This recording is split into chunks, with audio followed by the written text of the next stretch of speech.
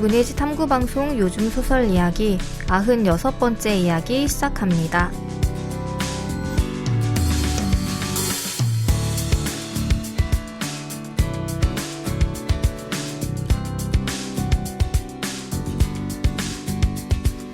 안녕하세요. 저는 KBS 1라디오에서 라디오 프로그램 제작하고 있는 이주영입니다. 네, 안녕하세요. 저는 해방촌에서 문학서점 고요서사 운영하고 있는 차경희입니다.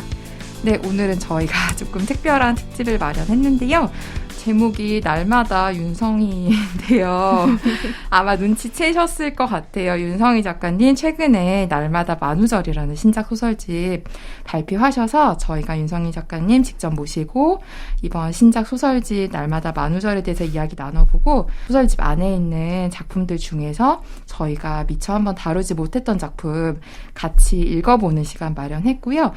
오늘부터 2주간 저희가 특집으로 방송을 할 예정입니다.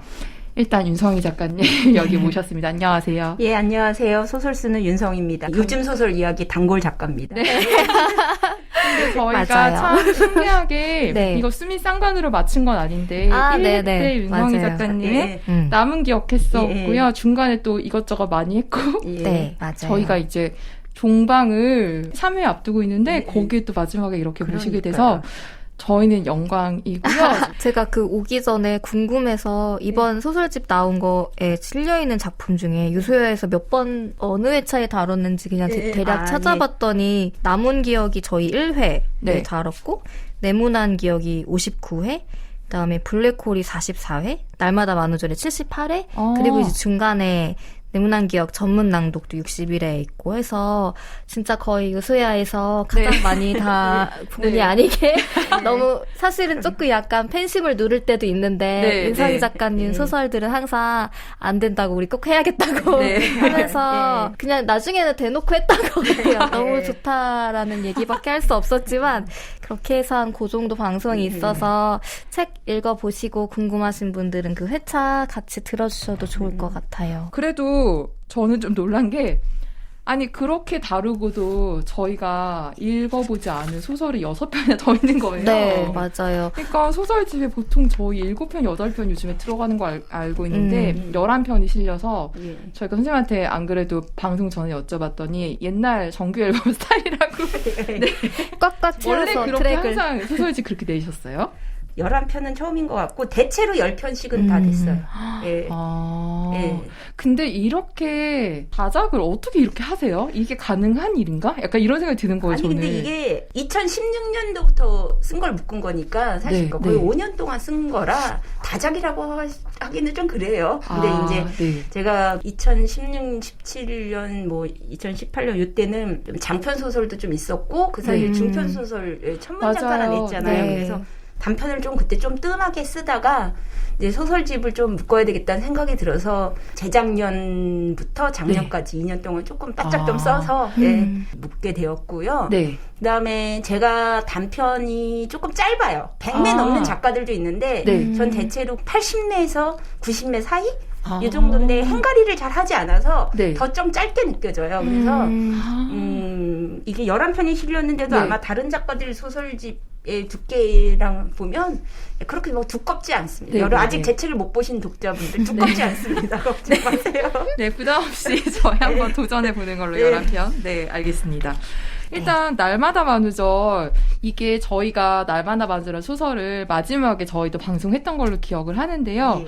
근데 또 표제적으로 올라왔더라고요. 네. 이 제목을 날마다 만우절로 정하신 이유가 있으실까요? 한 두세 개의 이제 제목 후보군이 있었는데 이 날마다 만우절 표가 제일 많았고요. 아, 네. 그다음에 이제 제가 생각하기에도 입으로 불리기도 좋고 또 이 거짓말하는 어떤 가족의 어떤 풍경이 제 소설의 어떤 대표적인 풍경 같은 것, 제 소설 좀 대변하는 어떤 제목 같기도 하고 그래서 정하게 됐습니다. 아, 네. 뭐 저희가 항상 사실 뭐 유소야를 하면서 소설과 관련 없는 쓸데없는 얘기도 엄청 많이 하는데 네.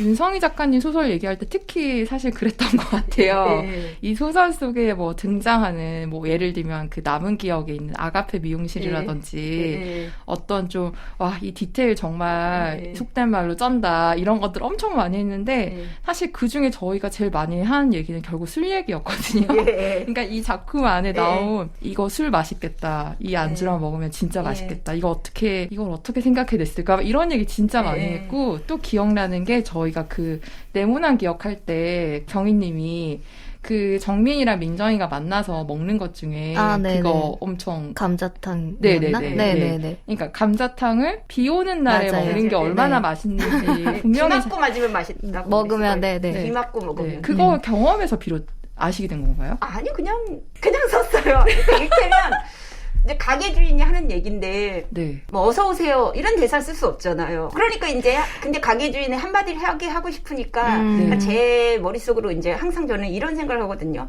그러니까 스텝 1, 2, 3의 문장이 있다. 지금 어서 오세요가 스텝 1의 문장이면 그거는 네. 이제 쓰지 않는 거죠. 그러니까 스텝 2의 문장과 스텝 3의 문장을 상상해 봐야 되니까 네. 하는데 이 가게 주인은 그냥 살짝 말하고 지나가는 엑스트라인데 조금 이들의 어떤 연애의 좋은 분위기를 전달하고 빠져야 되겠다 생각이 되어서 스텝 3의 문장을 내뱉어야 된다. 그러니까 네. 뭘까 하고 막 궁리를 한 거죠.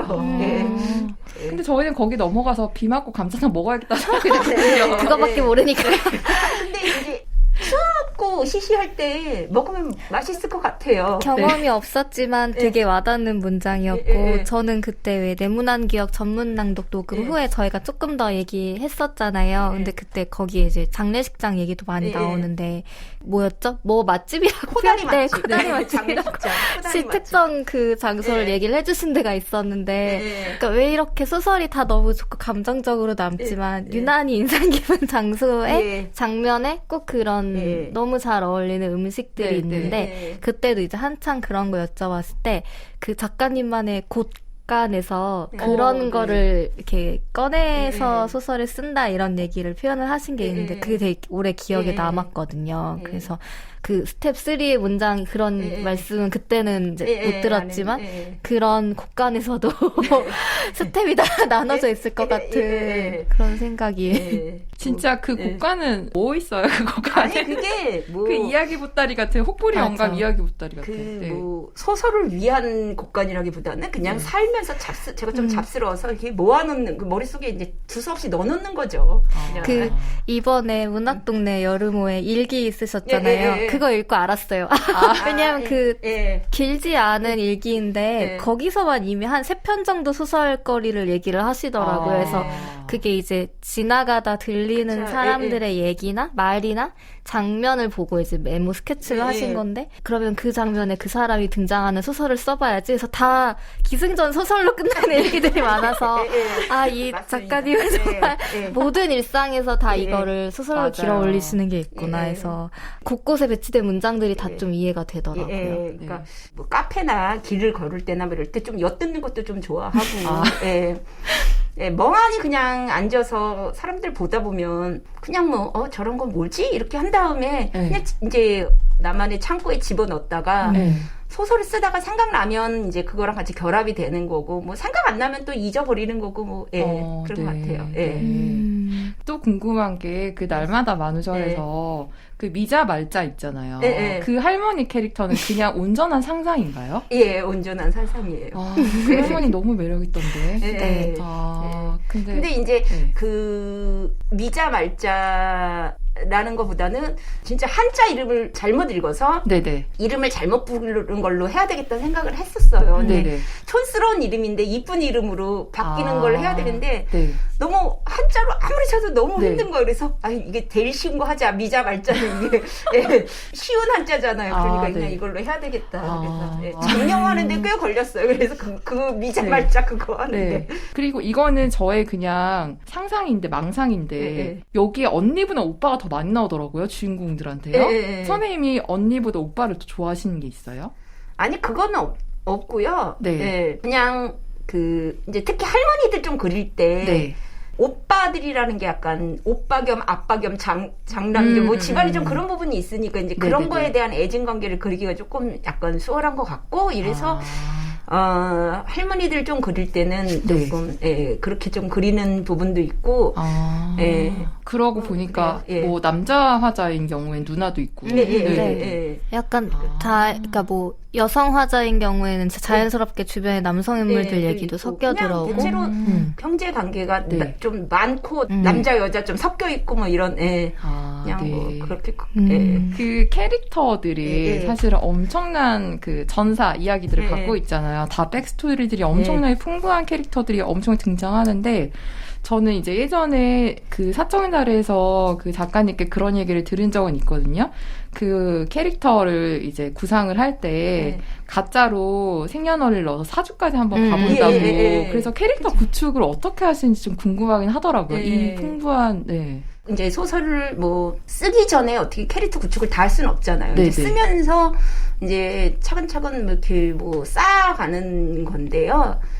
그냥 그 소설과 무관한 상상을 좀 많이 해봐요. 그러니까 뭐 10대 아이면은 어떤 아이돌을 좋아하지? 뭐 이런 거 있잖아요. 그리고 뭐 10대 남자아이가 지금 지금 이 남자애는 뭐 그럴까? 그리고 뭐 유치원 다녔을 때 짝사랑 하나 있었을까? 막 그러면 어떤 애를 짝사랑했지? 막 이러면은 막 유치원 다녔을 때 제일 예쁜 아이를 짝사랑했던 캐릭터와 통통하고 못생긴 그런 친구를 좋아하는 남자아이라면 또 그 아이가 20대 어떤 고등학생 때 다 느낌이 다르니까 그냥 그런 것도 소설과 무관한 것들을 그냥 소설 안 쓸 때 그냥 소파에 누워서 소용없이 생각해요.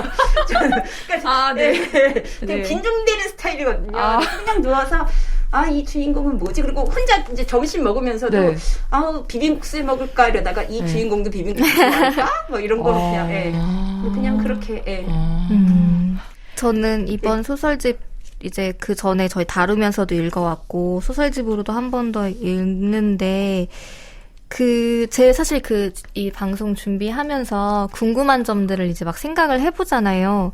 근데 질문이 막 엄청 많이 떠오르면서도 잡히지가 않는 게 저도 이제 어쨌든 책을 약간 요약해서 소개하는 일들을 하고 있는데 작가님 작품은 뭔가 한 줄 요약 같은 게 너무 어려운 거예요. 그러니까 그 내용을 줄거리를 요약한다는 뜻이 아니라 윤성희 작가의 소설은 뭐 어떠한 소설이다. 뭐 예를 들어 뭐 위로를 주는 소설이다. 이렇게 쓰면 아니야 이것도 아닌 것 같아. 근데 막 뭐 엄청 슬프고 그러면서도 웃긴 소설이다. 아니야 이것도 아닌 것 같아. 그리고 막 그래서 이제 날마다 마누절 나왔을 때 그 막 서점에 인터넷 서점에 광고 같은 거 뜨잖아요. 아니면 이제 표지카피 이런 거 보는데 그 대다채로운 표현들이 있더라고요. 뭐 어딘가에는 뭐 싱그러운 인생 삶들이 담겨 있고 그래서 근데 뭔가 저한테 그게 한 줄 딱 와닿는 게 아직까지는 저는 표현을 못 찾겠어요. 근데 그거는 이제 정말 다양한 인물들도 나오고 다양한 인생사도 나오는 것 같은데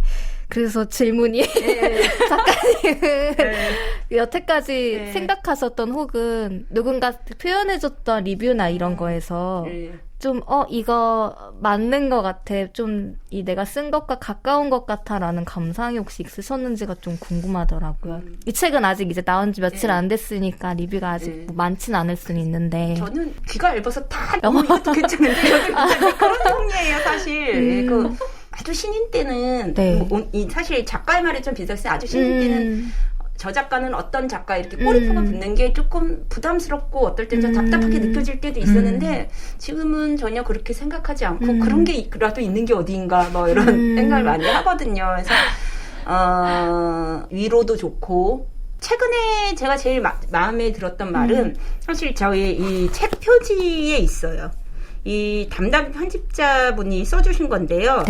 더 나은 사람이 되고자 하는 마음을 불러일으키는 이 사실 좀 제가 하고 싶었던 이야기이긴 한 것 같아요. 그러니까 뭐냐면 책을 다 읽고 어떤 말로 요약할 수 없지만 무엇인가 오늘 하루 이쯤이면 괜찮나 하는 어떤 좀 그런 마음이 일으킨 단편을 쓰고 싶다는 생각을 좀 했거든요. 그러니까 특히 뭐 장편은 좀 다르겠지만 결이 다르니까 단편은 이제 좀 짧은 한 편이니까 뭐 몰아입지 않고 뭐 이 소설을 뒀다가 뭐 그냥 어느 날 한 편 정도 읽었을 때 그냥 조금 내 마음이 조금 한 온도가 0.5도 정도 올라간 기분이 든다. 이 정도의 단편을 쓰고 싶다는 생각을 늘 했어서 네. 더 나은 사람이 되고자 하는 마음을 불러일으킨다는 이 사실 카피가 굉장히 저는 좀 좋았어요. 네. 공감을 많이 하는 게 네. 처음에 저희 유수야 1회 때 윤성희 작가님 소설 다룰 때 주영님은 작가님 소설을 읽고 나면 뭔가 네. 더 좀 살고 싶다라는. 근데 저는 그 당시에는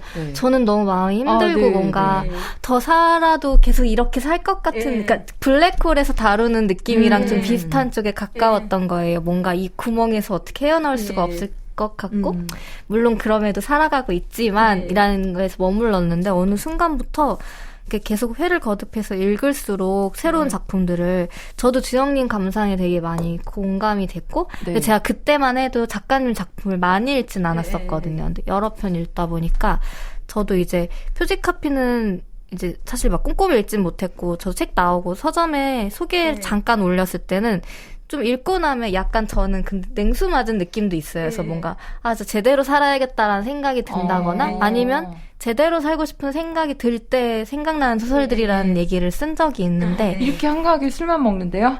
그러니까요.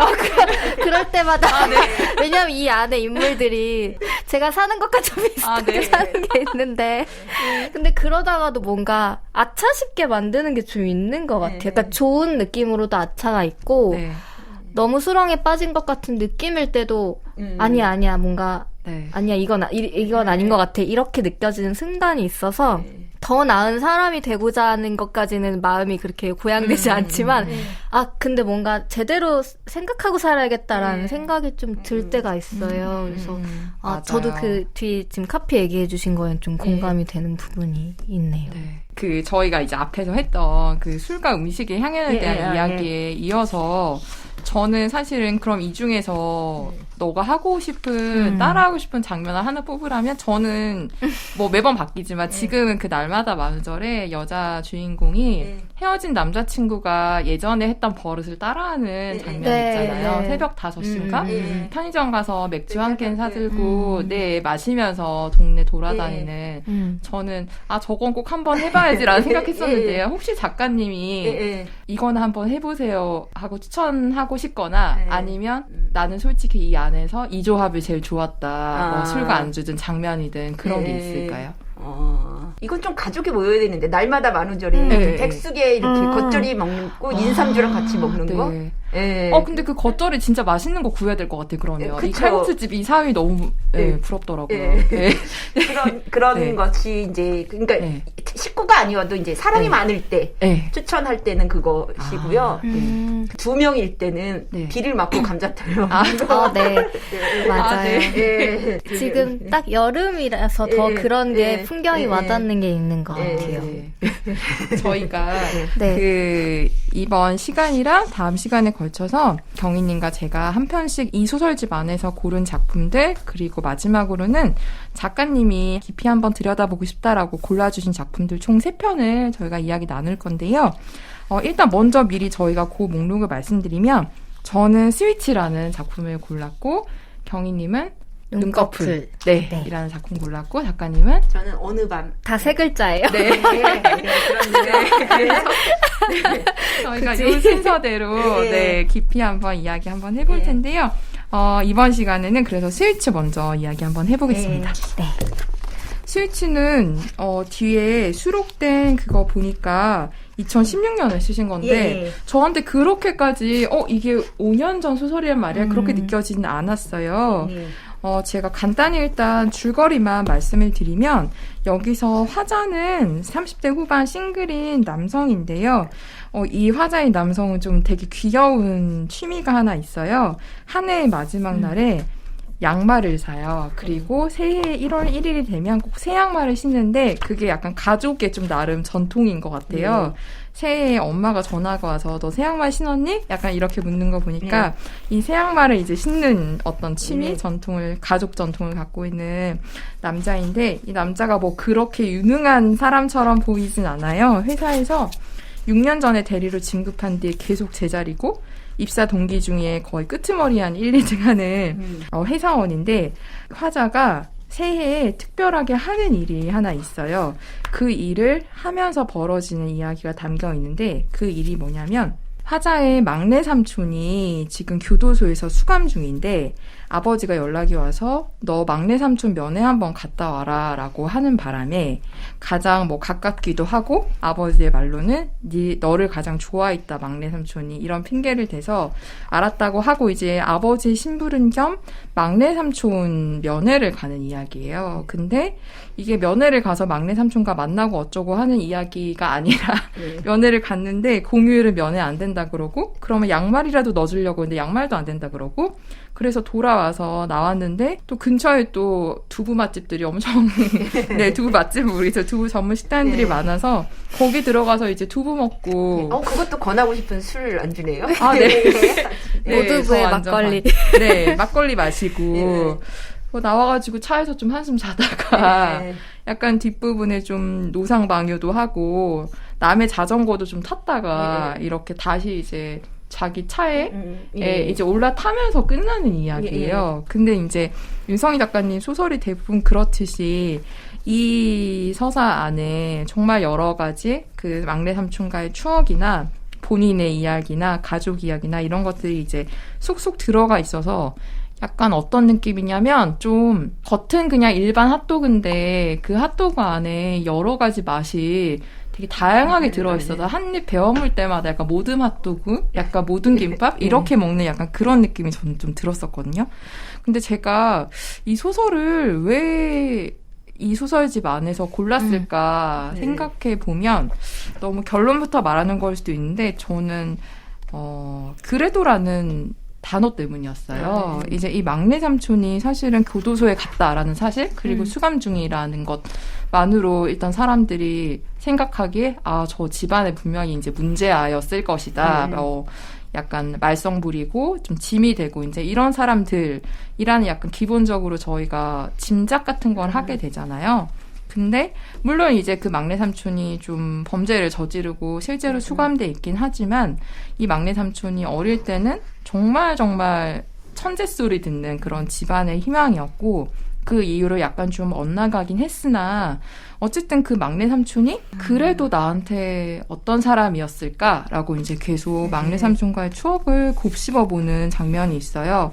근데 이제 그래도 막내 삼촌은 하면서 이 화자가 이제 떠올리는 것들이 막내 삼촌이랑 눈사람 만든 이야기, 막내 삼촌이 그 눈사람 안에 구멍을 파줘서 그 눈사람 뱃속에 들어가게 해준 이야기, 그리고 막내 삼촌이 새벽마다 이제 오줌 마려워서 어릴 때 무서워서 화장실 못 가면 꼭 손잡고 화장실 가주는 삼촌, 그리고 화장실 갔다 오면 별자리 알려주는 삼촌, 그러니까 이런 삼촌에 대해서 이제 회상을 하는 거예요.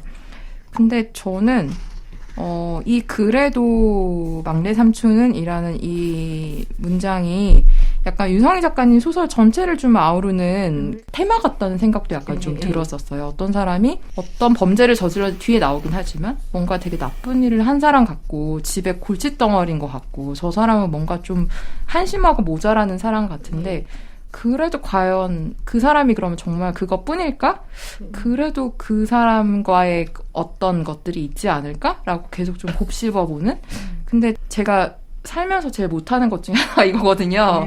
저는 막 싫으면 엄청 싫고 막 나쁘면 엄청 나쁘고 맨날 이런 사람인데 근데 그렇게 살고 싶진 않은데 계속 그렇게 되는 상황이어서 저한테 나도 좀 이런 마음을 좀 갖고 싶다라는 마음을 좀 들게 했던 것 같아요. 그래서 제가 이 스위치라는 작품을 가져오지 않아 이런 생각이 좀 들더라고요. 네.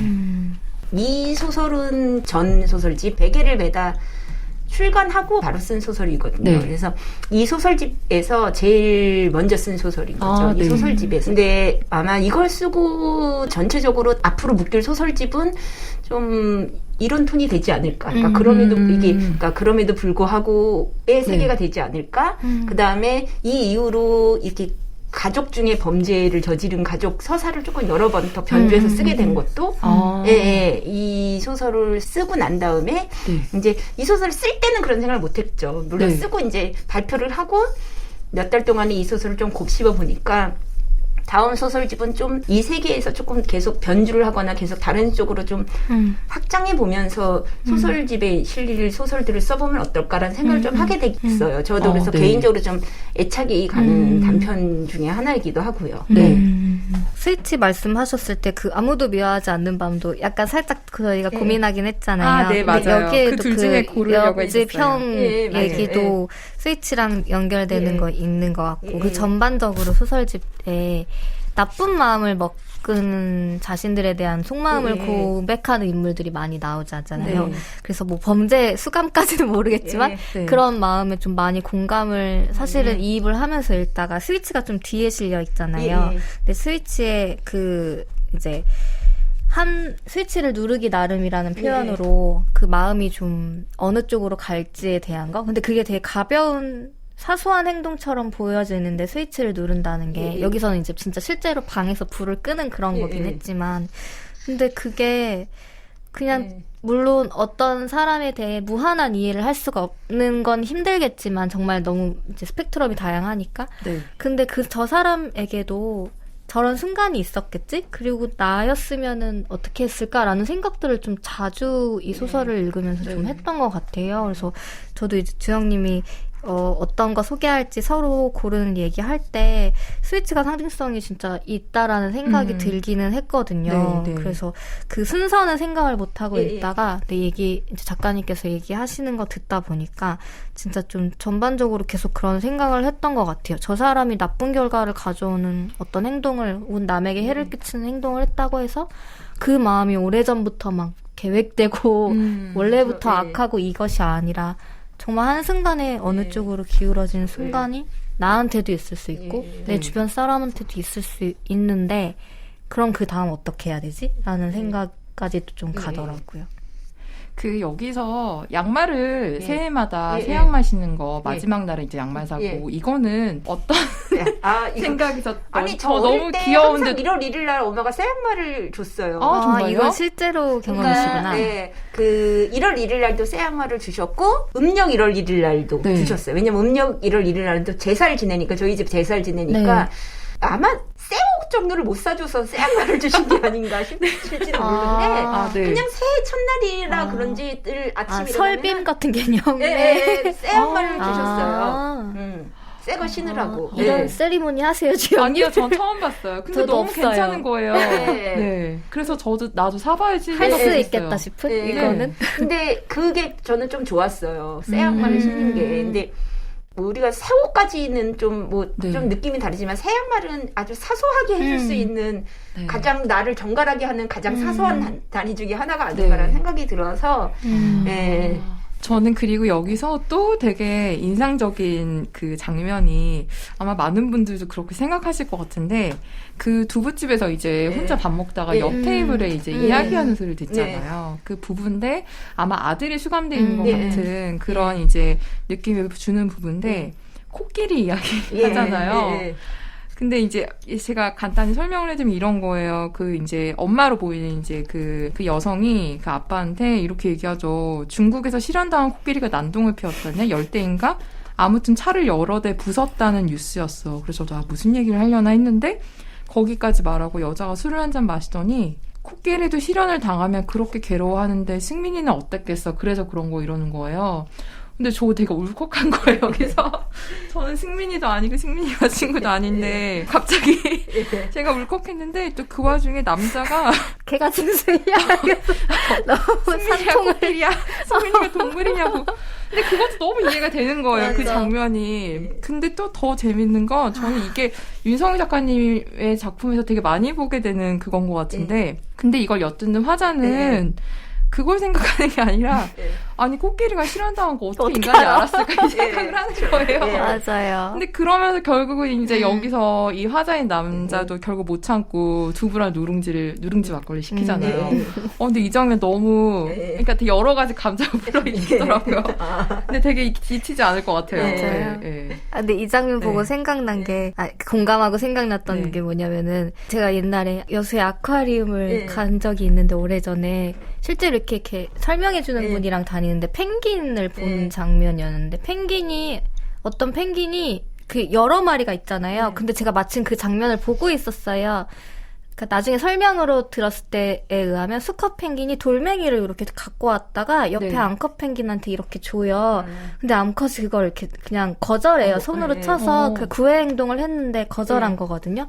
그 수컷 펭귄이 그 앞에서 똥을 싸더니 잠수를 해버리는 거예요. 거기다 흙 뿌려놓고. 그래서 그걸 보고 막 사람들이 웃으니까 펭귄은 저렇게 구애에 성공하지 못하면 바로 화를, 근데 펭귄이 왜 성질이 나쁘기로 좀 유명하긴 하잖아요. 근데 그거 보면서 저도 막 와하 웃긴 했는데 이 소설 코끼리 대목을 읽고 그 장면이 생각난 거예요. 그런데 이제 진짜 여기에 나오는 아빠가 걔가 동물이냐고 이런 식으로 얘기를 하는데 갑자기 좀 위험한 말이긴 한데 인간으로 사는 거 너무 힘들다. 왜냐면 좀 그 펭귄이나 물론 코끼리는 너무 심했지만 결과적으로는 내 시련이 내 아픔이고 내 슬픔을 표출하는 게 꼭 뭐 동물적이라고는 할 수는 없는데 이걸 어떤 식으로든 스스로 좀 이성적으로 삭혀야 된다라는 생각? 근데 우리가 왜 그렇게 펭귄처럼 굴거나 코끼리처럼 굴 수는 없겠지만 인간은 뭔가 계속 생각하고 스스로를 좀 아프지 않은 척을 해야 하는 거? 그냥 순간적으로 참 인간 힘들다라는 생각이 들더라고요. 그래서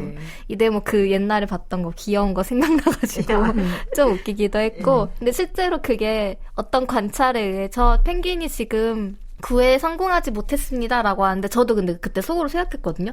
저 행동이 구애인지 아닌지 물론 해설사는 뭐 경험과 공부를 통해 쌓았겠지만 맞아요. 저도 만약에 그렇게 생각해요. 그것도 아니면 너무 억울하겠다 생각이 들더라고요. 어떤 뭐 다른 목적의 행위였을 수도 있는데 거절당했다는 낙인을 찍고 막 사람들이 진짜 막 깔깔깔 웃었거든요. 근데 좀 속상한 것도 있고 그래서 그때 그 장면이 좀 생각났어요. 저는 여기서 제일 웃겼던 게 카페 이름이었어요. 네, 그거 너무 웃기잖아요? 네, 제가 또 말씀을 살짝 드리면 친구가 이런 얘기를 해줘요. 이제 회장인데 어느 나라인지는 까먹었는데 암튼 세상 어딘가 이런 이름의 카페가 있다는 거였다. 맞은편보단 이쪽이 낫지 않은가. 그리고 자기는 가게 차리는 게 꿈이어서 재밌는 거 모은다고. 근데 그 맞은편에 뭐가 있었게 가보고 있었다고. 이거는 진짜 어디서 들으신 얘기예요? 예, 이게 제가 지금 어디서 읽었는지는 생각이 안 나는데 제가 20대 초반에 어느 책에서 읽었어요. 그러니까 어느 날에 진짜 있는 거예요. 그러니까 근데 지금 있는지 모르죠. 제가 한 20년 전부터 훨씬 전에 들은 이야기니까. 근데 그때 그게 되게 인상적으로 재미있었나 봐요. 감옥 얘기를 하다 보니까 그게 그냥 자동적으로 그때 그 기억이 떠오르더라고요. 그래서 그냥 썼어요. 네. 약간 이 카페도 그렇고 기분이 좀 이상할 것 같은 게 어쨌든 지금 면회를 온 사람들인데 그 빨간 날이라 면회를 못 한다는 규정을 모르고 온 거잖아요. 근데 아들 그리고 이제 막내 삼촌이 건너편에 있는데 딱 길 하나 사이에 두고 너무 맛있는 거 먹고 있는 거잖아요. 사실 얘기와 생각은 저 안에 있는 사람들을 하는 거지만 그래서 그 기분이 되게 이상하겠다라는 생각이 들었어요. 그러니까 이 장면만 보면 너무 그 막 상상되는 맛있고 좋은 분위기가 있지만 딱 담 너머에 있는 사람들 정말 그 길 하나 사이잖아요. 그래서 그런 것들도 좀 기분이 좀 묘하게 만들고 그 목욕탕인 줄 알고 연기 나오는 데로 막 갔는데 알고 보니 공장이고 막 그런 것들이 다 그게 왜 이렇게 또 저기 상심을 저한테 불러일으켰죠? 맞아요. 딱 기대치를 안고 끝나고 우유 마셔야지 막 이러고 갔는데 웬 공장에 있고 이러니까 맞아요. 보통 그런 이상한 뭔가 느낌들이 계속 반복되는 게 있더라고요. 그래서 좀 작가님 소설이 다들 줄거리를 요약하면은 뭔가 비계 소개를 드려야 되는 게 공교롭게 있는데 그 사이사이에 채워져 있는 에피소드들이나 인물이나 느낌들이 되게 빼곡해서 이건 참 요약해서 설명하기 너무 어려운 작품들이다 생각을 정말 매번 하는 것 같아요. 엄청난 사실 스토리가 엄청 많아요. 여기 누나도 어릴 때 사망했고 자기 여자친구 알고 봤더니 회장 되었냐고 그 막내 짱이에요. 네, 그래서 진짜 어마어마한 스토리가 항상 여기 작가님 소설에 숨겨있는데 작가님이 엄청 무심하게 그냥 치고 가요. 어떻게 됐대? 죽었대. 막 약간 이런 느낌으로 치고 가서 자세히 읽지 않으면 이거 되게 그냥 심심한 이야기구나 이렇게 착각될 수 있으니 꼭 꼼꼼히 읽어보셨으면 좋겠습니다. 네. 네, 저희 그러면 스위치에 대해서는 이 정도 이야기 네. 나눠봤고요. 저희 다음 시간 날마다 윤성이 2부 계속되니까 기다려 주시고요. 저희 1부는 스위치의 일부를 윤성이 작가님 낭독으로 들려드리면서 다음 시간에 함께 인사드리겠습니다. 들어주셔서 고맙습니다.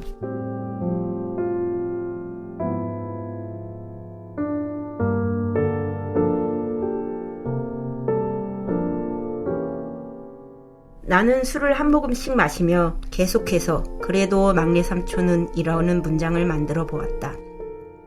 그래도 막내 삼촌은 새벽마다 오줌이 마렵다는 나를 귀찮아하지 않았다. 내 손을 꼭 잡고 화장실까지 데려다 주었다. 추운 겨울이면 나를 안아서 화장실에 가기도 했다. 화장실은 연장을 쌓아두는 창고와 붙어 있었다. 내가 오줌을 누고 나오면 삼촌은 꼭 하늘을 쳐다보게 했다. 그러고는 별자리 이름을 하나씩 읊어주었다. 하루 종일 잠만 잤지만 그래도 막내 삼촌은 할머니의 잔소리에 짜증을 내지 않았다. 내 눈엔 시시한 사람이 되었지만 그래도 막내 삼촌은 내가 울 때면 계집애 같은 놈이라고 흉을 보지 않았다. 형은 늘 내게 그렇게 말했다. 무뚝뚝한 사람이었지만 그래도 막내 삼촌은 마가린을 사다 간장 계란밥을 만들어주곤 했다. 그래도 막내 삼촌은 모종삽을 늘 꽃삽이라고 불렀다. 꽃삽이 훨씬 예쁜 이름이라는 거였다. 그래도 막내 삼촌은 세수는 안 해도 안경만은 깨끗이 닦았다. 나는 삼촌의 안경을 닦아주는 걸 좋아했다. 그래도 막내 삼촌은 내 손톱을 깎아주고 내 귀지를 파주었다. 그래, 아버지 말이 맞았다. 그래도 막내 삼촌은 조카들 중 나를 제일로 예뻐했다. 막걸리 주전자가 이젠 가벼워졌다. 잔에 따라보니 반도 채우지 못했다. 나는 마지막 잔을 들어 교도소 쪽을 향해 건배를 했다. 삼촌이 있는 곳에서는 맞은편의 세상이 어떻게 보이는지.